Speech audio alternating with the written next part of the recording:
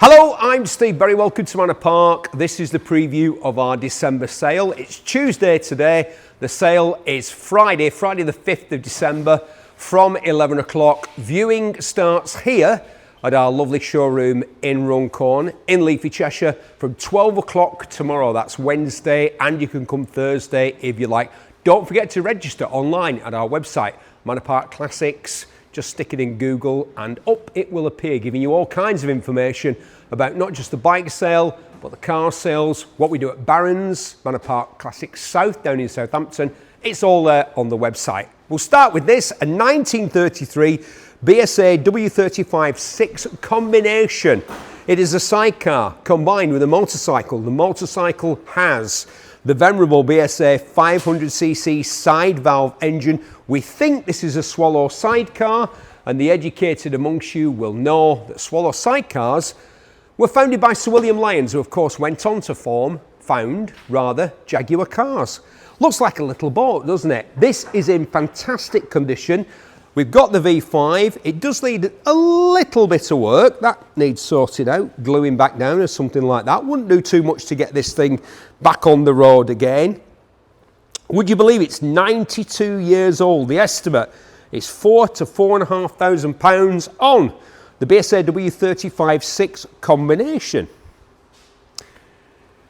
Yamaha 500cc. This one.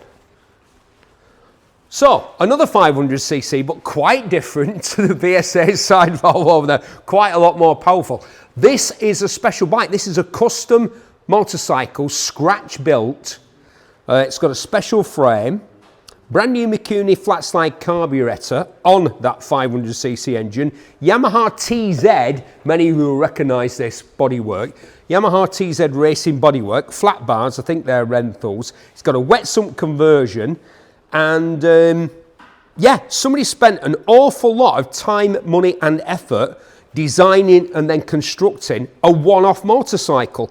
I've got something similar, and it's got a Yamaha engine. It's got the 660 engine, a sort of lightweight, street legal, he said, looking for a number plate.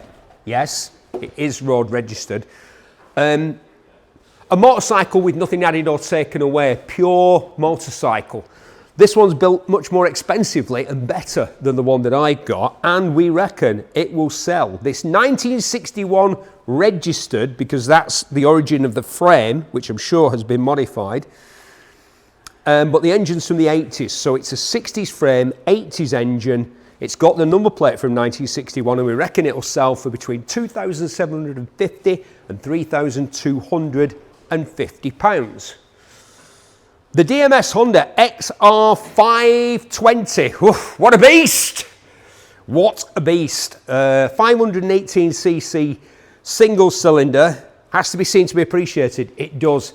No expense spared on the restoration of this intimidating, brutal. It's funny, isn't it? It's quite jolly, the livery, the sort of the orange and the red and the smiley fox and all that business. But make no mistake, boys and girls, this 1980 Honda is an absolute beast. It starts, runs and rides.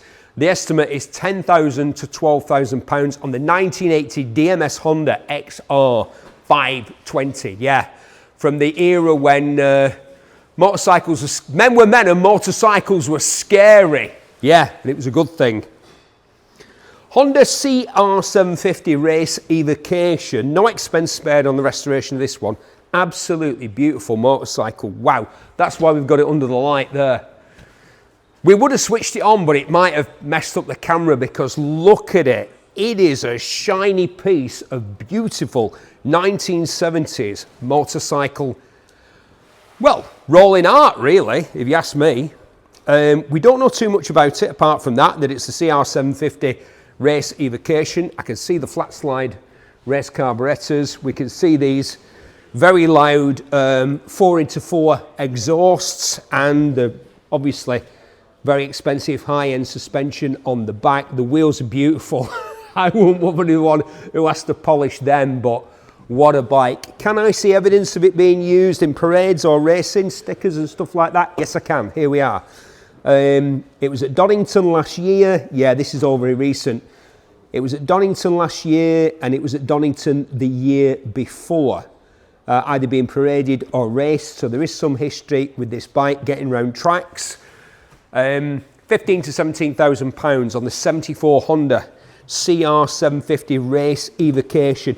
Again, it is better if you can get down here. We know that there are people all around the world watching and bidding online, but if you can actually get to us here in Runcorn, where we have this unique facility where the bikes are stored in heated, air-conditioned, modern building. They aren't left out in a dirty old shed or even outside. They're all in here, nice and safe, nice and warm, which you'll be if you come on Friday. Baby, it's cold outside. 1976 Honda CB400 Jim Redman Evocation. Another machine similar to that one. I wonder if it came from the same collection. What's this sticker here? Bill Roberts Race Fittings, Cranfield Park Avenue, Wickford. Look at that. Yeah. Air-cooled, transverse mounted, 408cc inline 4-cylinder engine with 2 valves per cylinder, megaform pipes, a lightweight fiberglass fuel tank, race fairing, recent tyres, very recent tyres, brand new in fact, a fun, usable race replica of a bike from 1976. We reckon £5 to £5,500 on that one. The Honda CB400 Jim Redman Evocation. Fabulous. Suzuki Beamish. Another, oh, blimey, look at that. 325 cc's, and it's almost like a bicycle, the rest of it, isn't it? Look at that saddle. Fantastic. These are the colours that you associate with Beamish Suzuki, aren't they? Yellow and black. Fantastic, fully restored bike from either 1979 or 1980. We're not sure. It's not got a plate on it. It's never been road registered. They only made these for a couple of years, 78 to 81. Yes, that's 3 years, not a couple. All right. No need to have a go just yet. Put it down in the comments. I love to be educated by you lot. It's got a 2-stroke reed valve induction motor, 21 brake horsepower, nut and bolt restoration, original. The motor runs smooth. It's got brand new tyres. It looks fantastic, doesn't it? £4,500 to £5,000 on the Beamish Suzuki RL325. It's Suzuki Beamish, not Beamish Suzuki. Yeah, all right. Look at that, fabulous. That's my favourite so far. You know exactly what noise is coming out of there, don't you? And it looks great. Honda CG125 Cafe Racer. That'll be that one there, won't it? Hey, look at the colour. That's quite unusual. You'd have to be bold, wouldn't you, to ride that? Little CG125 Cafe Racer. Stunning creation. Somebody's put an enormous amount of time and effort into this. Look at those bars. They're called Ace bars. So they're not clip-ons. They actually fix onto the top yoke, just like the regular bars that would be on this bike. But they have a look of clip-ons. Ace bars, they call them. Of course, it's a 124cc, air-cooled 4-stroke single. Just needs the electric sorted out. Comes with all the parts you need to complete it. The paintwork's been done, the engine's been rebuilt. A lot of work, a lot of photos of the work that's been done on this cracking little bike. And as you know, a CG125, they never break, they go forever. That one's from 1984, and it's no reserve. The best 2 words in the English language, apart from, don't say that, I like my job here, don't say that. That's me talking to myself. It's my inner monologue. No reserve on that one. Right, have I got to go back this way? AP50. Woof. Yeah. If you didn't have an FS1E, and not everybody did, and you didn't have an SS50, by the way, Honda, SS, probably not the best, you know, what with the unpleasantness, but there was an SS50. If you didn't have an FS1E, you didn't have a Fantic chopper, you didn't have a Vespa 50 like I had. Oh yeah, I had a Vespa 50. ANC 51M, where are you now? You might have had one of these. My mate John Priest had one of these, I'm pretty sure, back in the day when we were lads in the 6th form. Suzuki AP50 from 1976. Air-cooled single 2-stroke, of course, the Suzuki. Only Honda went the 4-stroke way, but that was Honda's way, wasn't it? 9 horsepower, it'll do 50 miles an hour. Yeah, with your backside pushed right to the back. Look at the size of that saddle. And of course, it's got pegs on the back. Because of course, you'd want to give the captain of the girls' netball team a lift back from college, wouldn't you? Not that you were supposed to, but you know, those things might happen if you were lucky. The owner says it starts, runs and rides. It was part of a small private collection. It's in great order, especially the paintwork and the bright work here. They knew how to sell motorbikes to the lads, didn't they, the Japanese? Paint it saucy colours, put a double saddle on it so they've got opportunities to meet other people, and loads of shiny stuff for them to polish. And it does 50 mile an hour flat out. Fantastic. £5,000 to £5,500 we reckon on the AP50. Yeah, so a lot cheaper than a Fizzy. Not everybody had a Fizzy. Some people had one of them. You could be one of those people. The Dax. I know a Dax when I see one. Look at that. What a great idea this was. It's almost like the motorcycle equivalent of a beach buggy. It's built for fun, isn't it? The Honda Dax. An outstanding example from 1994. 3 owners from new. Runs and rides great, this one. Dream machine paint job that cost 1,300 quid just for the paint job. 1,300 quid. There's hardly anything there. But it is done to an extraordinarily high standard. As good or better than Honda. £3,000 spent on the restoration of this little Honda Dax. Fantastic. Starts easily, runs sweet. Long-term dry stored in the owner's office. Yeah, he had it as an objet d'art, didn't he, in his office. A talking point, if you will. Oh, what's that? Oh, it's a Honda Dax. I've never seen one of them before. Well, you have now. You've probably seen the best one. £4,500 to £5,000, the 94 Honda ST50 Dax. Dot Scrambler 197. Here we are, this is a Dot. Devoid of trouble, made in Manchester, England, as it proudly proclaims there on that lovely little sort of... I'm surprised that fuel tank hasn't been pinched for a chopper. It's exactly the right size and shape, is it? But I'm glad it hasn't. What an unusual motorcycle. Devoid of trouble, that's what they said. DOT, Dot. Villiers engine, of course, competition-built bike this is. Has it got a plate on it? I think it has. Yeah, it's... Oh, hold on. I say yes. No. There is a registration plate, but there's no on it, so I don't know if it's actually road legal. Oh, yeah, it is. We've got the logbook.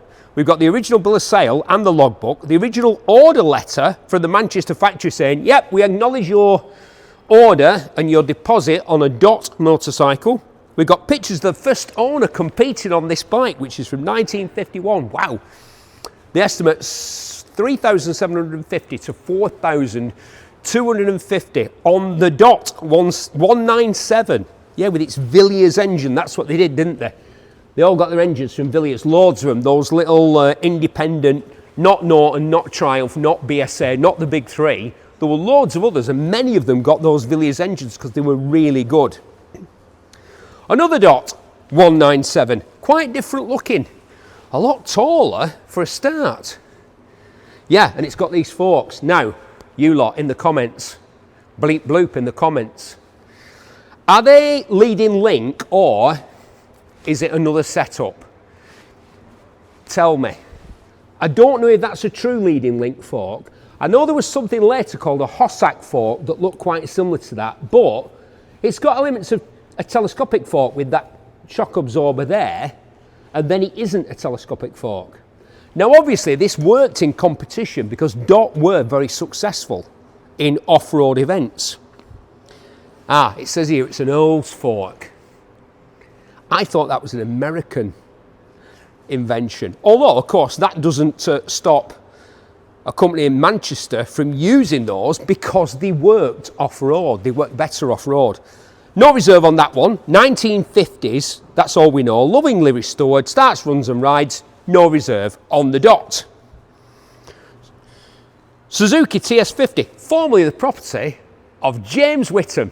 Yes, the lad from Huddersfield who was Carl Fogarty's teammate at Ducati back in the day, and me and him did a lap of Paul Ricard. When I say me and him, I was on the back, he was on the front.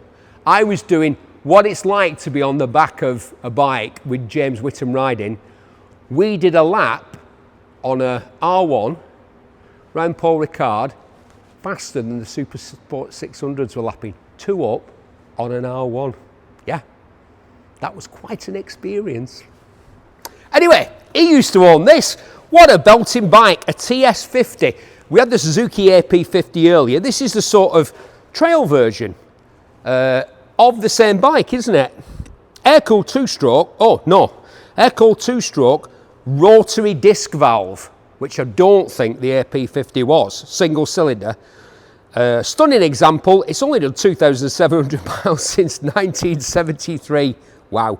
Previous MOTs, comes with a valid V5C, matching numbers, in great condition. What a belting bike, look at it. So evocative of that period, the early 70s, isn't it? And it just says, I am a fun motorcycle, doesn't it? £3,500 to £4,000, the 1973 Suzuki TS50. Just arrived, this Ducati ST4s. Wow, this is what touring bikes used to look like in the early 2000s. This one's from 2001. The 4 and the same motor. It had the 4-valve heads, didn't it? Instead of the 2-valve heads like the ST2. Hence, ST4s. So a bit sportier than the S. They did it as a 2, the Tourer. It's very rare to see them with all the Ducati luggage as this one has. We've got 27,500 miles on this one. So, you know, kind of more or less 1,000 miles a year. It's not much, is it? And it's just arrived. We don't know much more than that.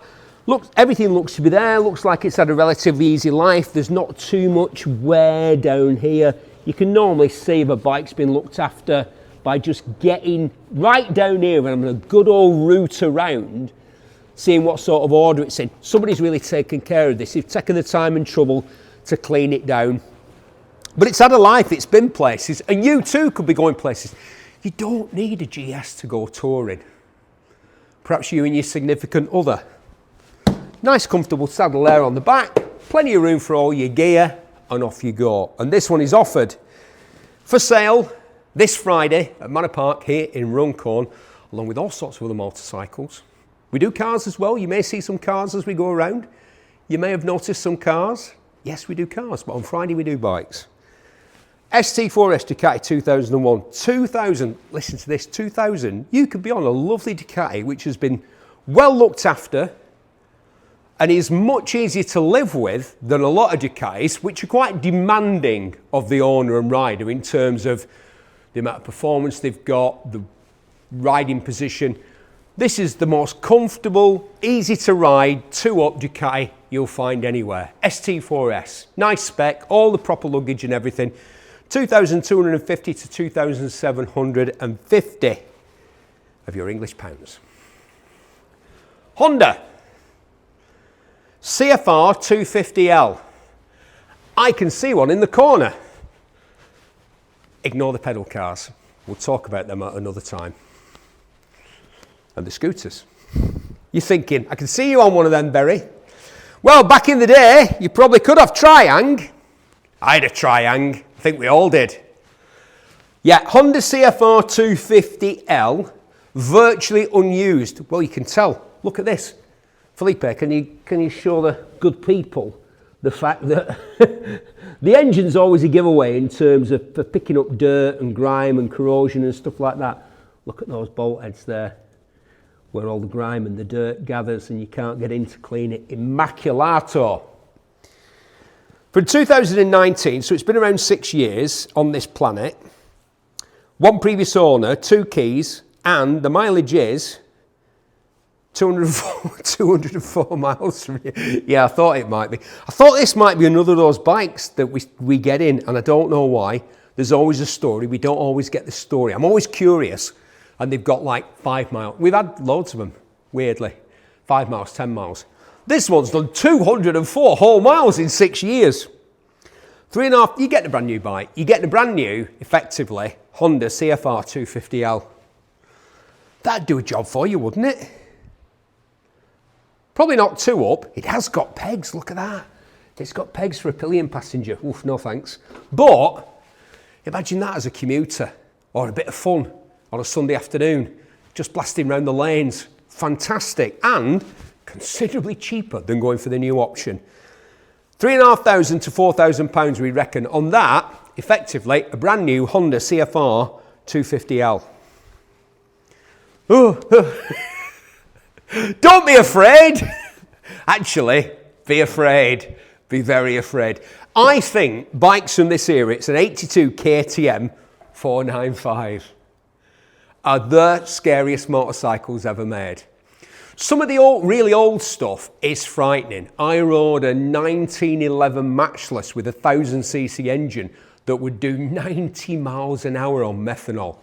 And it was an intimidating motorcycle to ride, I'll tell you that. But the off-road monsters from this era, the Myco, the Honda CR500, and this bad boy, the KTM 495. These things did 125 miles an hour. Not with me on board, but they did. If you're looking at it, you know what you're looking at, and you know what you're going to do with something like this. Classic competition, I would imagine. Two-stroke, obviously. Complete nut and bolt rebuild. Not a restoration, a rebuild. Electronic ignition. Thank goodness for that, kicking one of these over. While everybody else is watching you. Look at him over there trying to start that KTM. Kathonk, kathonk, kunk, kathonk, kathonk. Ah, kathonk. No. Electric. Oh, no. Electric ignition, not electric start. It is a kicker. You'd be there, wouldn't you? Push it out of the way around the corner when you do that so other people, until you've got the hang of it. Then when you've got the hang of it, do it in front of everyone. Look at him, he started it first kick. Practice. What a beast. An ultimate in many respects, isn't it? That one with the Myco and the Honda, the trio, the terrifying trio. 4,750, you have to be more of a man than me. 4,750 to 5,250 on that one. I'm in awe. Look at it, it's just pure motorcycle. Nothing extraneous whatsoever. All it's interested in doing is going very, very fast across rough ground. Wow, what a bike. I think this is more my speed. These days, not as young as I used to be. You still have a lot of fun on this Yamaha YZ125 two-stroke motocross bike. Had a full rebuild, got a 6-speed gearbox this one because it's 1986 by this time. Lightweight DC exhaust on it, yep, very nice. It's in very good order, this one. It's had a life, but it's been rebuilt properly. 3,500 to 4,000 pounds on the YZ125. That could be a lot of fun. Now, here's something you don't see every day, at least not here in the UK. However, I've seen a lot of these over in Daytona at Bike Week. It is a show trailer. That's right, it's a trailer to move your motorcycle around on, but it's specifically designed, and this has been specifically designed and custom built here in the UK at considerable expense to show off your bike. Now, to a lot of you, that might be anathema. But there might be all kinds of reasons why you need to put your bike in here and show it off. The bloke had it built, as I say, at considerable expense, around £3,000 we reckon, and he used it once. Beautifully designed, wonderfully put together. It took a great big Harley, so whatever you fancy putting on the back of it, it should take that with ease. Offered for sale at a considerable reduction from the £3,000 that he paid for it. We reckon it'll sell for something between £1,500 and £2,000. A complete one-off. It'd cost you a lot of money to build it. He only used it once. It's effectively brand new. Now walk this way. Now this isn't a motorcycle, but it is something rather special. It's a I bet loads of you know exactly what it is. It's a Moulton, isn't it? Look at this. Distinctive, overcomplicated. Oh, don't get on to me Moultoneers. That's what they call themselves. Enthusiasts of the Moulton bicycle. Built since, I think, 1962, or was it 64, in Bradford-on-Avon, England, which is a lovely part of the world, by the company founded by Alex Moulton. He was the guy that worked with another Alex, Isigonis, to produce the Mini. He was Moulton, the guy who came up with the idea of conical, that's right, conical rubber suspension and those little wheels, which contributed to the considerable success of the Mini. I came here today in a car. Yes, it's the middle of winter. I didn't come on a motorbike. It's absolutely Baltic out there. I came here today in a car with suspension designed by Alex Moulton, but which one was it? Yeah, down in the comments what you think. And this bicycle has got hydroelastic suspension on the back. It's got Flexi-Tour suspension on the front. It's an eccentric piece of English engineering, and I blinking well love it. However, this is from 1998. It's the new series. We reckon, hold your breath, £2,500 to £3,000. Yes, I know you can buy a motorbike for that, and boy, have we got a lot of motorbikes that you can buy. So let's move on.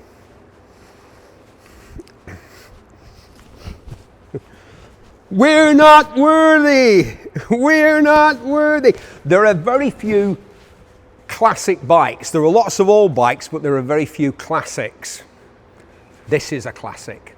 1992. Get down on your knees, you lot. 1992 CBR900RR, the Fireblade. 893cc, oh I didn't know that, liquid cooled, double overhead cam, 16 valve, inline 4 cylinder. Yeah, back in 92, this was the ultimate. And boy oh boy did it blow our minds back then. 1100 performance in a bike the size and weight of a 750. Awesome, what a great idea. And who would you trust, who would you like to execute that excellent idea? Honda, yeah, and they did it. And what a brilliant bike in so many respects, not just the performance, beautifully built, and it looked fantastic. And here, look at it lads, an absolute minter. It's like it's 92 all over again. I wish it was. I really enjoyed 1992, it was great. Last serviced at 25,000 miles. It's got 26,322 on it. We've got the original owner's manual, original dealership brochure, a pack of receipts and MOTs, 2 keys. Somebody said to me, you're passionate, aren't you, about these bikes? I said, yeah, but I'm passionate about some more than others. And I am really passionate about this one. Well, why don't you buy it? Nope, don't get high on your own supply. I'm working on that as my catchphrase. I can't buy them all. This one's for one of you lot. If you register to bid in our sale. Don't forget, there's a buyer's premium of 15% and on the hammer price, and there's a minimum charge of 300 quid on the bikes. It's more on the cars. Yeah, we do a special deal for motorcyclists here at Manor Park because most of us are motorcyclists. Not bikers, that's different, but then you knew that. We'll explain it another time. Another blade, 94. Early, low mileage, Fox Eye. Yes, it's a Fox Eye. Was it better looking than the original blade? Yes, it was, I think. But there's something about that original one, isn't there? This is better looking though, the Fox Eye. Stunning low mileage. Example. How low, you say? Well, under 10,000. 9,206 miles. And it's 31 years old. It's nothing really, isn't it? It's another minter. Look at it. There's not a mark on it. Sold new by Hughenden in Oxford. Original pipe. Where do you see this? Original pipe. Original Honda tank protect. Everything original Honda. Nothing aftermarket. Not the indicators, no wavy discs, none of that. As it left the Honda factory, as nature intended it to be. We've got 2 keys and the fob. HPI clear, comes with a V5C. It was serviced at 600 miles, 4,000 miles, 5,500, 6,200. In other words, we've got a full service history on this motorcycle. How rare is that? Completely original, full service history, mega low miles on the 94 blade, criminally inexpensive. I won't say cheap. I wouldn't associate that word with this motorcycle. Criminally inexpensive. We reckon you could have this for between £5,500 and £6,000. There's something wrong about that, but there's also something very right, isn't there? Because you might be thinking, blimey, is that all? I'm having it. Register. It's this Friday, our sale. Starts at 11 o'clock. Viewing is tomorrow, which as it's Tuesday will be Wednesday, won't it, Phil? Say yes, thank you. Phil's nodding. Yeah. And we've also got viewing on Thursday. What time does viewing start? Noon? He's shaking his head. 10? 9. All right. Oh, blimey, I'm having a flashback here. Look at this. Come on. Isn't it funny? 1988, we just looked at that blade from just a few years later. This is very much of the 80s, isn't it? But what a big, handsome, brute of a bike. GSXR 750 Slingshot, an outstanding example yet again. Where do we find these bikes? I don't know. This one was originally in kilometres, but would it have come in from Japan? Did they get these? I don't think they did. They got smaller bikes, didn't they? This was too powerful for the Japanese market.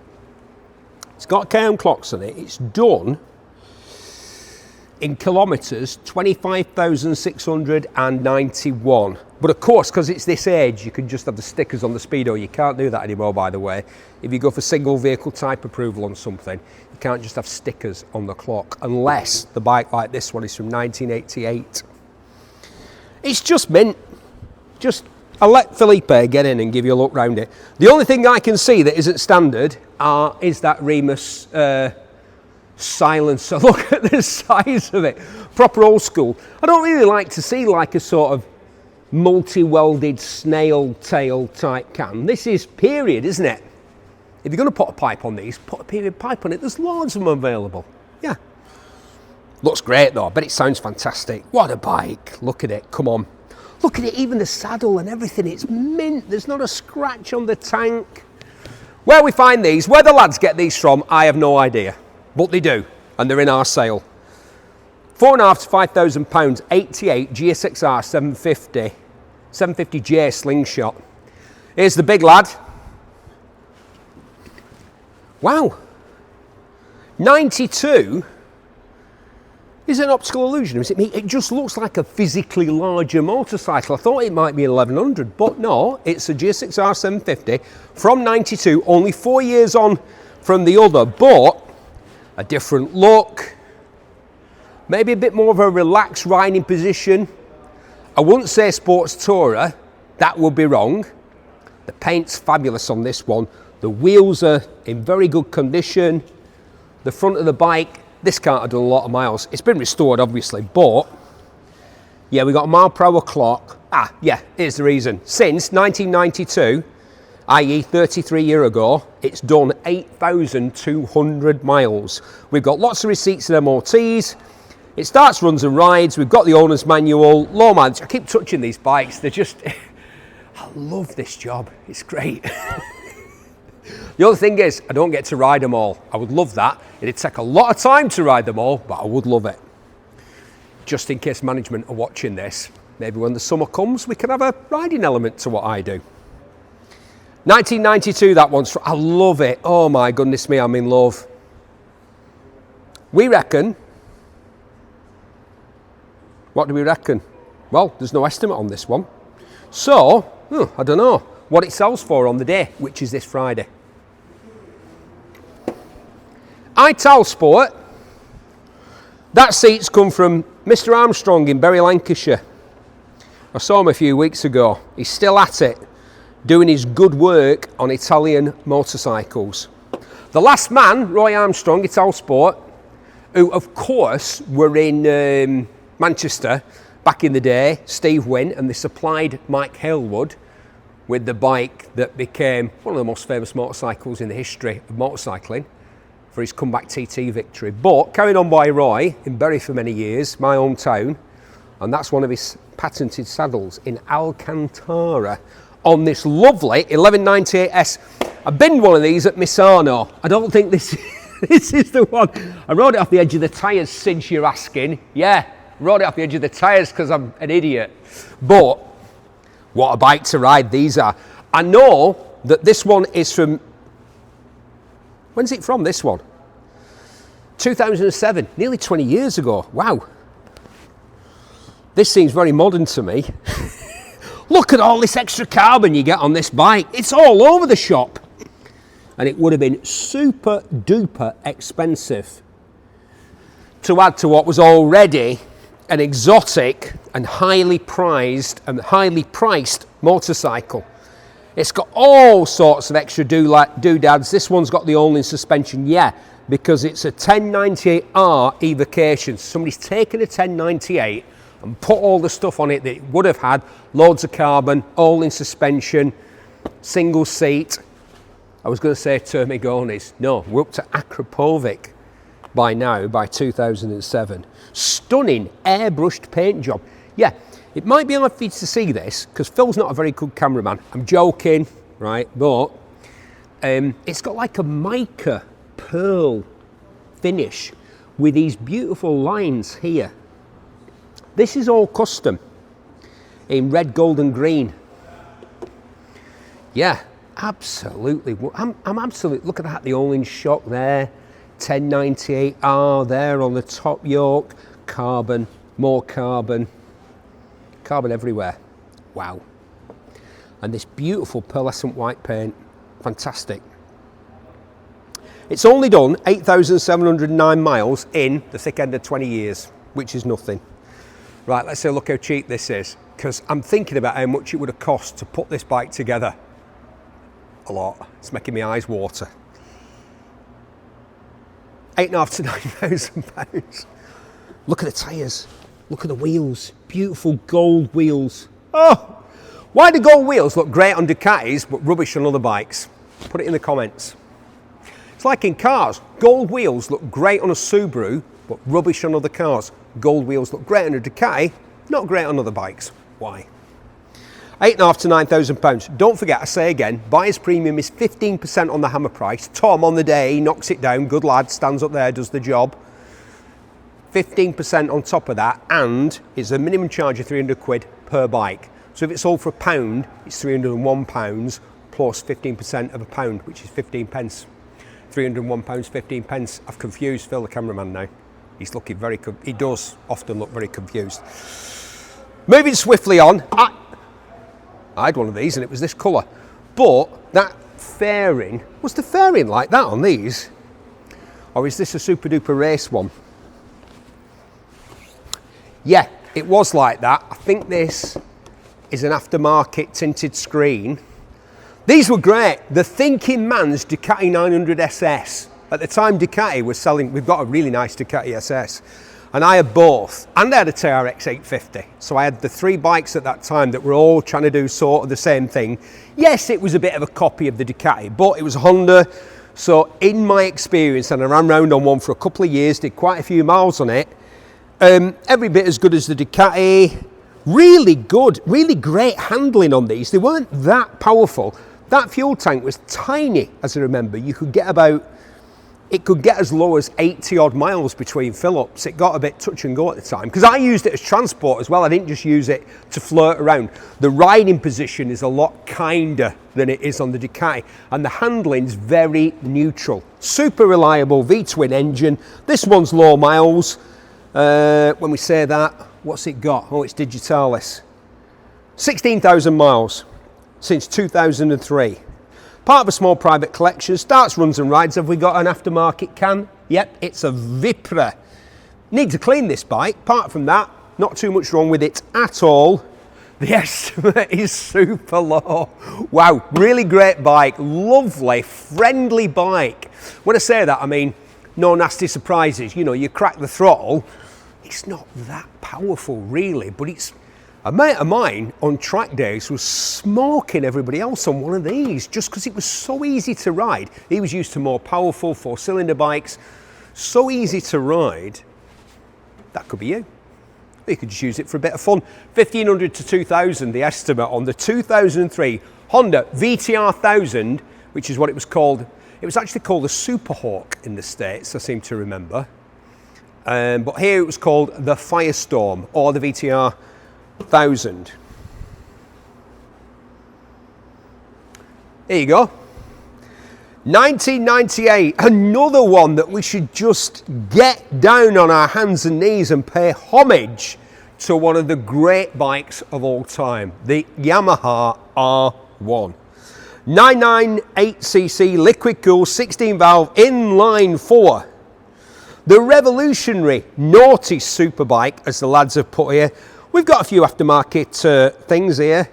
Tinted screen from MotoGP, whoever they are. I know what MotoGP is, but I don't know who they are. We got wavy discs, rather obviously. Carbon Lorraine pads, I think that means, in the Blue Dot brakes, the legendary Blue Dot disc brakes, calipers here that we have on this R1. It's got, I think, the original can, which is unusual. They must have taken off whatever the fancy-dancy, what would it have been, Two Brothers or something like that, back in the day, back in 1998, that you would have put on here. And that's aftermarket as well, the red hugger on the back. It's got a polished frame, paintwork's not bad, pearl white with red. Did you like the blue? Was the blue the best paint on this, or the red and white? I think the red and white. An icon, a classic, a total classic, the original Yamaha R1 could be yours for between £4,500 and £5,000. The YZF R1. What a bike. Remember riding that. I'm having a flashback to riding one of them the first time. What a bike. Unbelievable. Power output from that motor, which 10 years before was like the power output from a Formula One. Per cc, the power output of a Formula One car, but service intervals like completely normal service intervals. You know, not like a Formula One car every 10 minutes. A revolutionary motorcycle. I love these. I've had 3. I must love them, or I wouldn't have had 3. Mind you, you could say the same about wives, couldn't you? Hey! Got a laugh out of Phil for the first time today. 1993 Ducati 900 SS. 904 liquid cool V-twin. Liquid cool V-twin? They're not air cooled, these. I think they're oil cooled, lads. 6-speed manual. The belts were changed in July 2025. We've got a full UK V5 with this one. You won't think it had done 30,000 miles from new, but it has. Somebody's really looked after this bike. I didn't really look after mine. I lived in London when I had 2 of them. I left them on the street chained to a lamppost, but they were transport. I used them as transport. Yes, they were fun to ride. Yes, I did go on rides on a Sunday afternoon just for the hell of it, but I used them as transport. They're off the Fiat Panda. I had to get the extenders. They sold, Vitelloni, who made these mirrors, they sold an extender, because with that you get a very good view of your elbow. I did have a nice Dainese leather jacket, and I did quite enjoy seeing the word Dainese in the mirrors, but I couldn't see what was behind me. The solution, just try and go faster than the traffic. Come on, you're on a motorbike. Classic design, lovely looking thing, lot of fun. They're not that bad to up either. Like we say, this one's done 30,000 miles from new, and we reckon that this will be one of the cheapest ways that you're ever going to get on a Ducati, because the estimate on this one from 1993 is just £2,000 to £2,500. Now then, when was the last time you saw one of these? Or indeed, have you ever seen one of these? Because this is not the Passo. The Passo was a 900 SS with swoopy bodywork and wacky rear view mirrors to make it look more modern at a time when Ducati had no brass for a truly new motorcycle. And of course, I didn't have one. I thought about getting one. I test rode it, and then I read a lot of stuff saying you couldn't get, when it had a 16-inch front wheel, the 906, you couldn't get tyres. This is a 907 IE, not a Passo. It's got a 17-inch front wheel. 6-speed manual. The belts were changed this year in July. It's done 22,000 miles from new. You won't think that. Really? It's got an Art end can, an Art Pro Series 2, not a Pro Series 1. Look at that back wheel. Look at it. New tyre. Very clean. Very, very clean for a motorcycle that's done 22,783 miles since 1991. The estimate's so low. Please, Lord, protect me from this temptation. I don't need another bike, but you probably do. And we reckon you can have this one, the 907 IE, so injection, electronic ignition and fuel injection. He said confidently, I could have a look for a carburetor. Yeah, I'm pretty confident. Electronic ignition and fuel injection, IE. £2,500 to £3,000 we reckon on this one, the Ducati 907 IE. Check it out, you know, wherever you go, Box Hill, Horseshoe Pass, Jack's Hill Café, wherever. I'm thinking of Biker Brands Hatch, where people go on sunny Sundays. You will not see another one of them. People will go, what's that? Maybe not quite in such a disparaging tone of voice, but you won't see another one. Cheap. Cheap, that. KTM 990 Adventure. Look how big this motorcycle is. I'm 5'10". Proper big bike. Proper big touring adventure bike. Looking for one of these? Finding them all to be the Triumph Tigers and the BMW GS's and the Ducati Multistradas. Finding them a bit too much of that for your tastes? What about this bad boy? Come on. 2008 KTM 990. The lads have written here, for me to repeat to you, a rugged Austrian adventure tool. I think I've met a couple of them on my travels round the Alps. Yeah, what's the mileage on this? 30,448. Yeah, the lad's gone places on this. Heated grips as an extra. What else have we got? We've got this rack on the back here. Cool, this is proper rugged stuff. We've got these aftermarket fuel, yeah, both sides. Fuel aftermarket silencers. Any other extra stuff on this? Original crash bars, we've got those. They're currently not fitted. These look like big mad driving lights on the front here that you get off Temu, but are remarkably effective and incredibly bright. Hopefully it's also got, when I bought some of these, they offered you a really loud horn that went with it. So I just thought, yeah, why not? Just as like a gift. So I bought some of these for my Aprilia. I've got a big Aprilia touring bike. And I bought them and they sent the horn. We attached the horn, fired it inside the shop. We all then ran out into the street like this. It was that loud. It just looked like a normal horn. It was so loud. I've still got it on the bike. It's probably illegal. This one hasn't got anything illegal on it. It's from 2008. I mean, come on. If you're thinking of doing some long distance touring in 2026, you want to go places. I've already signed up for a trip to Sardinia. You ever been to Sardinia, Phil? Beautiful. It's rugged Sardinia, much more so than a lot of Europe. Anyway, I'll be going down there on my big touring adventure bike, and you could be going down there too, or somewhere equally interesting and exciting on this much used, well looked after, tastefully modified, rental bars, heated grips. It's got the big rugged rack for the box, the crash bars, the driving lights. It's ready to rock and roll, and it could be yours for, we reckon, 3,250 to 3,750, the KTM 990 Adventure from 2008 with 30,000 miles on it. But it's ready to go right now. I'd ride that to the other end of Europe like that. I just know, looking at it, what's been done's been done properly. It's been looked after, it's been serviced, everything's in good order, tyres, chain, everything ready to go. Having said that BMW GS's are too expensive, they're not when you look at the price of cars, but you just might not be ready to commit that amount of money to a new bike. Buy this one instead. 2004 BMW R1200 GS. Cool, I remember these fondly. Covered a few miles on one of these. I rode one of these along that beach at Alnwick in Northumberland, not illegally, we got permission, in the surf. It all felt very romantic. The only problem was I was with a load of blokes. I thought, there's something wrong with this picture. There should be a lady person involved, but there wasn't. Never mind. Not everything in life's perfect. But this bike is almost perfect. It's done, he said. God, it's done some miles. This one, it's been places. It's done 46,262.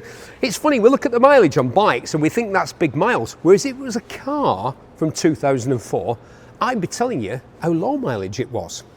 Built by BMW, it's in fantastic order. Would you think that? 46,000 miles. Look at all this down here. Look how clean it is. Lacking in grime and dirt. Where is the corrosion that you would normally expect? See, I look at bikes and think, if I'd done 46,000 miles on that, it'd look like I'd done them. However, I'm not much of a cleaner of motorcycles. And whoever had this one was an absolutely fastidious cleaner and maintainer of their bike. Look at the back wheel. How's that back wheel done 46,000 miles? Great tyres. Is that an aftermarket exhaust? I think it is. 6-speed manual, shaft drive, flat twin, oil air cooled 4-stroke. Oh, it's cheap. It's cheap. Look at it. 2,500 to 2,750, we reckon. The lads say here, the benchmark adventure bike. It is really, isn't it? It's the one that the others judge themselves by. Maybe not KTM, in the past KTM. Who knows what's going to happen in the future? Not me. But I do know what's going to happen this Friday. We're going to sell a lot of motorbikes, and this will be one of them, and it will be ridiculously cheap of getting yourself onto a big, well-sorted GS. I have no idea how that bike has covered nearly 50,000 miles and ends up looking like that. Bargain. Bandit. The do anything, go anywhere, be anything motorcycle. All things to all men and indeed women.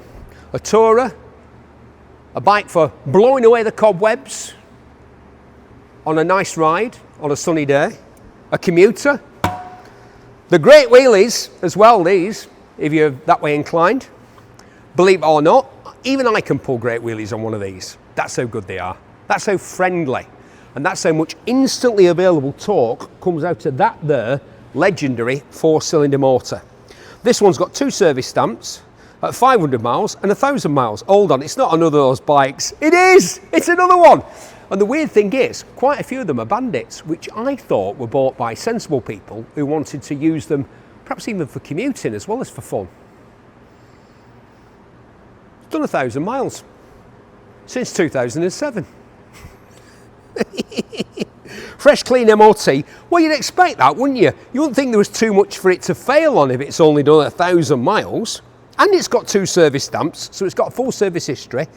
Completely standard. Standard exhaust, standard indicators, all the things that normally... Oh, hold on a minute, the screen. That's not standard. The purple screen and these... Are they purple, Phil? Or is that cerise? I think it's cerise, isn't it? Phil's making on like he's not, you know, he don't know what I'm talking about, like he's never heard the word cerise. Well, I think that's what they are. These are aftermarket as well, obviously. 1,000 miles from new. Where would you find it? Manor Park. We seem to specialise in these super low... Sorry about that noise. I was just trying to emphasise the fact that we seem to be making a name for ourselves with these bikes that have been bought, tucked away, not used, then brought out into the open, how many years later? Nearly 20 years later with 1,000 miles on them, and offered for sale in our sale on Friday. 2,750 to 3,250 is the estimate on that Suzuki Bandit. I remember these fondly. Buell Lightning, the American motorcycles. Buell are back, aren't they? But I don't think it's got anything to do with Eric Buell. And I think I've mentioned Eric Buell a few times, so I'll just swiftly move on. Very distinctive, that brake, wasn't it? You looked at it and you thought, how does that work? Oh, right, so the whole thing goes round. Yeah, I get it, okay. Well, why wouldn't everybody do that? Did things differently, did Eric Buell back in the day, which on this one was, of course, 2005. This is a Buell Lightning CityX. It's kind of a Ducati Monster-esque, isn't it? Except everything's a bit bigger and a bit chunkier and considerably more American. 984 air-cooled V-twin, 5-speed manual, inside-out floating disc with a 6-piston caliper, woof. It's had the last owner for 18 years. This is called Hero Blue, this translucent. What's going on there? You can see underneath it. Look at that, Phil. Phil's camera skills now. I will step back and you'll be able to see that it's translucent, for goodness sake. Wow. New MOT with no advisories on this bike. Full V5, it's done. 4,000 miles. Just a little bit more than 4,000 miles from new. Where's the pipe? Oh, the pipe's underneath on this one, isn't it? Yeah. Underneath the engine. Yeah. If you like a Ducati Monster, but you think they're too kind of common, there's too many of them, and you're looking for something similar, something you can have a bit of fun on. Look at that. It's all very American, isn't it? The Lightning XB9SX Buell. 4,000 miles, 4,500 miles from new. Great looking bike. Something a bit different. 2,750 to 3,250 is the estimate. BSA B21. Oh, the horn doesn't work. What's going on there? There's a hole in it. That could be repaired, patched. I'll make the noise. Here we go. Phil's pulling a face.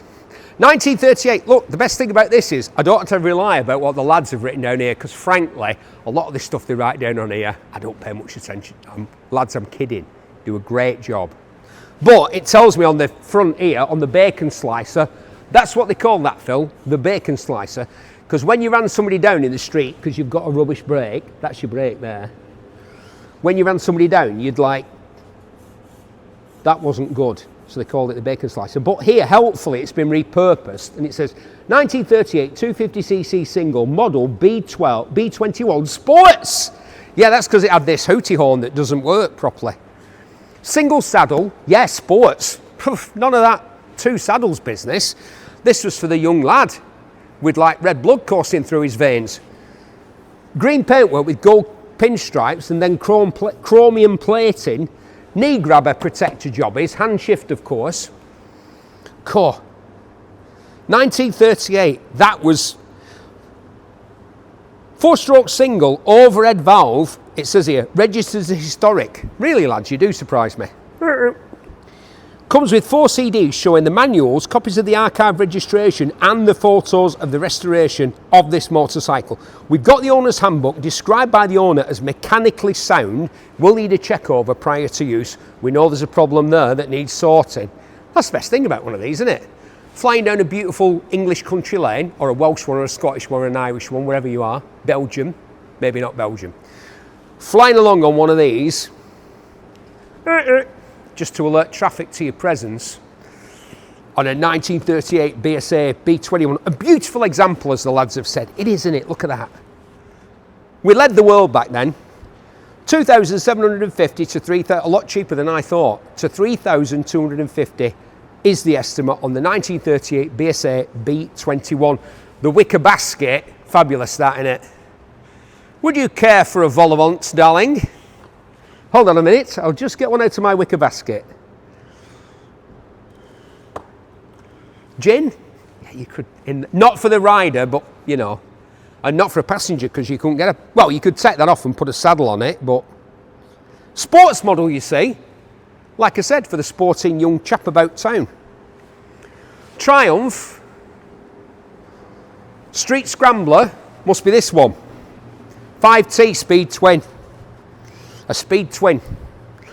The fabulous brainchild of Edward Turner, one of the greatest names in British motorcycling. What a good looking piece of kit this is. 1960 it's based on. 4-speed gearbox, 4-stroke twin of course, 500 cc's, a complete running bike.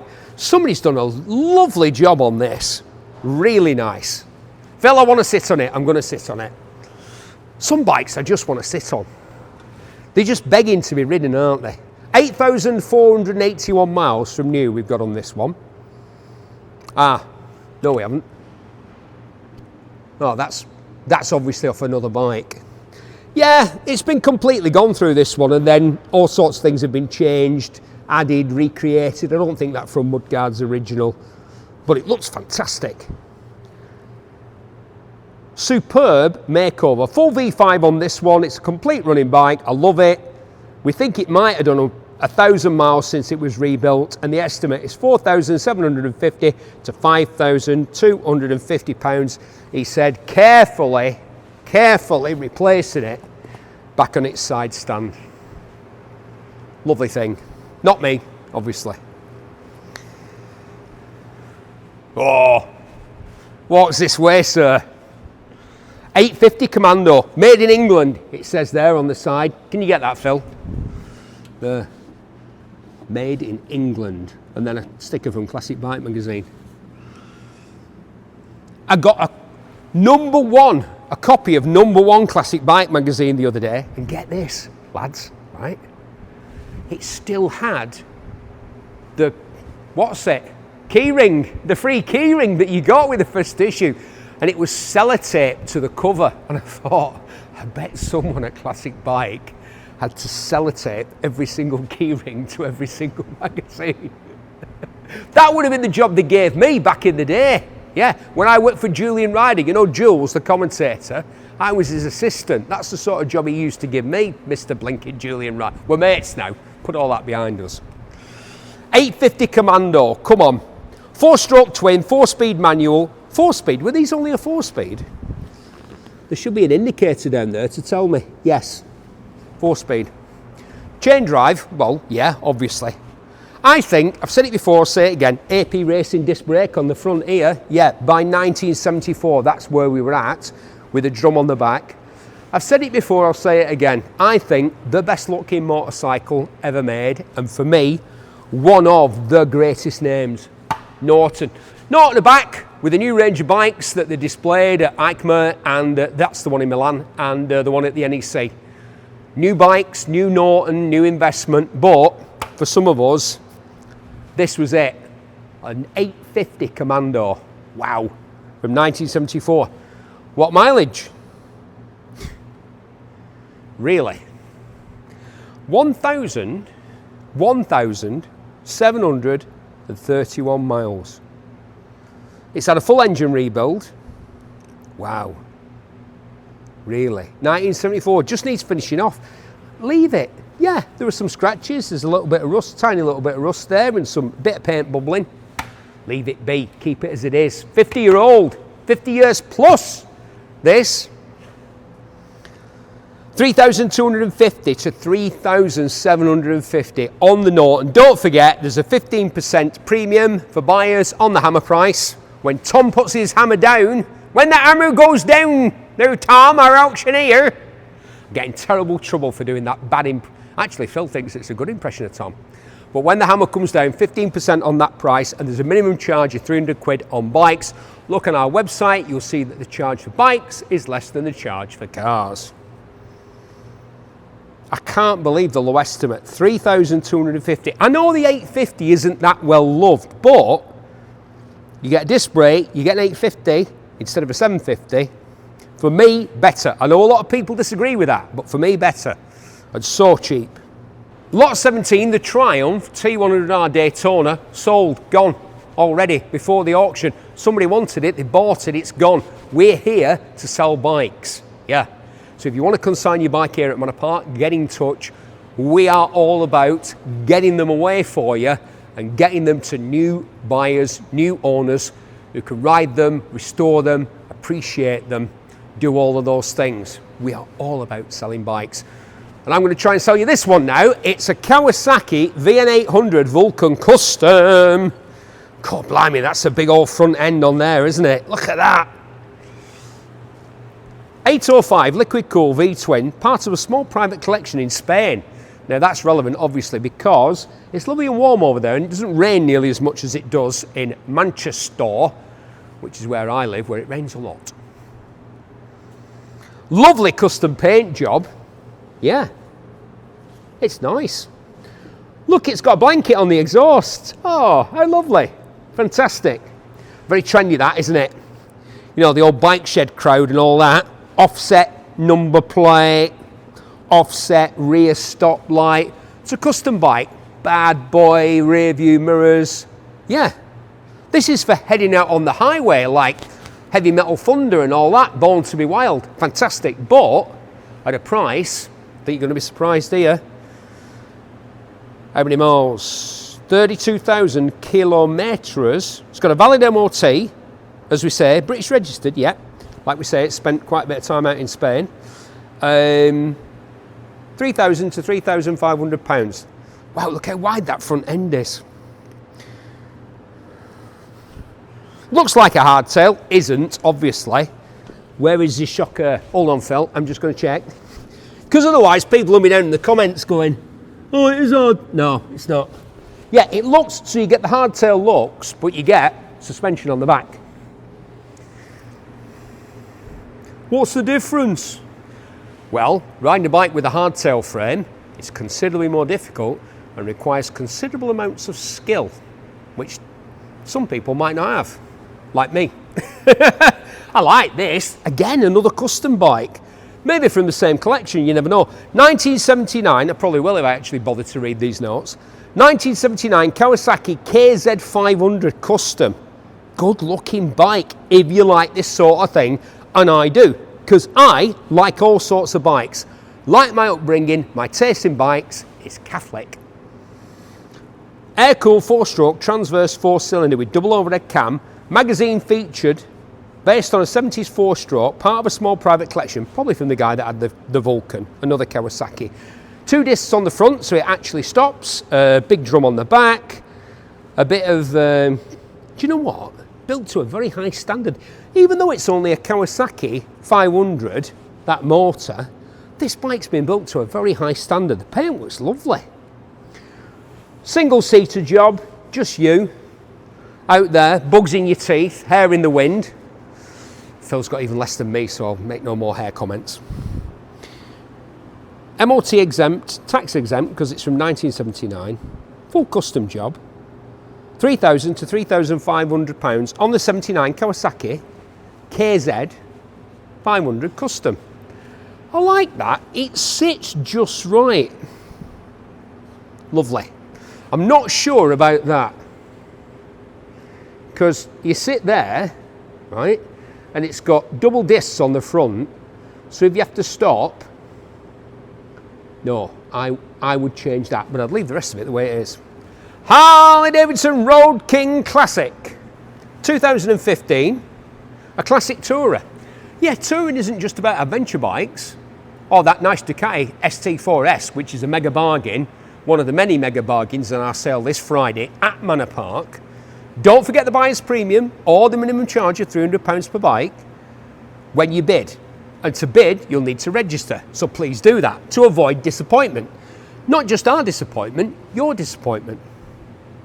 My pal had one of these and he loved it. He said you could just ride all day and just get off it and like fresh as a daisy. You got a big screen, you got footboards, lovely seat on the back for the significant other with footboards instead of pegs. They do make a big difference in all day riding. You're out of the wind, you're in the wind, you're out of the wind. They look like traditional saddlebags, but they are a hard shell. Yeah, you've got traditional looks mixed with modern technology perfectly, I would say, in the Harley 2015 FL HRC Road King Classic. Fresh MOT, being the Screaming Eagle variant. Yeah, that was Harley's performance range, wasn't it? Probably still is. Vance & Hines pipes, they'd be expensive. I bet they sound fantastic. A really nice example, 2 keys with it. We've got the V5. Like we say, it's got a fresh, clean MOT. It's done at 13,000 miles in the last 10 years, and the estimate is £9,000 to £11,000. Here we go. What a lot of motorcycle this is. There's no denying it. No matter what your taste in bikes are, you might like that big, mad 1980s KTM off-road bike I was talking about earlier. You might appreciate a classic Lambretta scooter, which we've got coming up. Or you may prefer the raw speed thrills offered by a 10-year-old V-twin Ducati in sort of full tick-every-box spec. But no matter what kind of bikes you like, you cannot deny that this is an awful lot of motorcycle. It's a 2005 Harley, get this, what a name. It's got a name to match all that it's got. It's a Harley-Davidson FLHR SEI Road King. A unique ultra cruiser fitted with, you'd have to be around this side I think, a supercharger. Is it Rotrax? Or Maxton? I think it's Rotrax. Pro charger. I could have just looked at the notes. I was trying to be clever, that never works. It's got a Baker 6-speed overdrive conversion, custom paintwork, full Harley-Davidson luggage, a touring screen. It's got an extended lighting kit, loads of lights on the front here. Instead of just 3, it's got 7. Of course it's got 7 lights on the front instead of 1 that most motorcycles have. Of course it's got front and rear running boards. Of course virtually every single thing on it has been altered, replaced, customised. Look at the leatherwork on the saddle. It's not a seat, it's a saddle. Look at the leatherwork here on the grips. You've got this hanging off the... it's just an awful lot of bike. If you like this sort of thing, surely this is some kind of ultimate, especially with the supercharger fitted to it, which would have cost many thousands of pounds on top of the purchase price of this extraordinarily expensive motorcycle.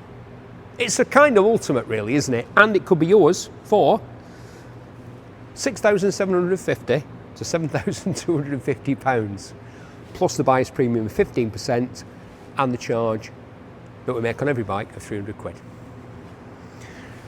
A fraction of what that costs to build, a fraction. Gold wings, I love them. I don't love many of them more than I love this one. Look at this. This is really something. 1980 Honda GL1100 gold wing. 1100, yeah? Yes. Says it there. Helpfully, GL1100. So we know that that's shaft drive, flat 4. We've got the original owner's handbook, very original condition. It's electric start, 5-speed gearbox. It's done 44,500 kilometres from new. And this bike has a story. If you look at it, what you'll see, it is fitted with a full set of matching Vetter luggage. Craig Vetter, the luggage guy, and also the inventor of the Windjammer fairing. The guy who sort of thought of all this. See, this would have been a naked motorcycle. Look at that King and Queen seat as well. I can't stop touching it. In perfect condition. When's this bike from? 1980. So it's 45 years old. How is the seat in that condition? Because Honda made it. However, the rest of the bike has got all this stuff on from Craig Vetter. And he did this before Honda did it. He came up with this idea because he is an American design student, and he thought, what that new Honda needs, Honda thought the Goldwing was a muscle bike. They didn't really imagine it as a super tourer. It was Craig Vetter who did that, and we think this might have been the bike that he based the Windjammer, the first bike that had this fairing fitted to it and this luggage, which is in fantastic condition. It's a bit weird. It looks like a really narrow Chevrolet Corvette from the back, but it's all there. It's in fantastic condition. And look at this. We've got an audio line, cassette player. Look at that. There goes your compact cassette, and you've got a graphic equalizer. Look at that. Hold on. Phil, let me just turn up the bass. Come on, get them all jammed up there, Berry. There you go. Sanyo speakers. I love it. What a machine. What a bit of history. Do a bit of research on that. Find out if this is. We think it is. We think Craig Vetter got this bike from Belgium, and then he designed this bodywork, including the Windjammer fairing to go on it, and the panniers that are on the back. A bit of motorcycling history for you. We think. Can't guarantee that. A bit of motorcycling history could be yours, £3,500 to £4,000. A bit of usable, rideable, tourable motorcycling history could be yours, £3,500 to £4,000. Very low mileage. Did I say that? Yeah, 44,000 kilometres since 1980.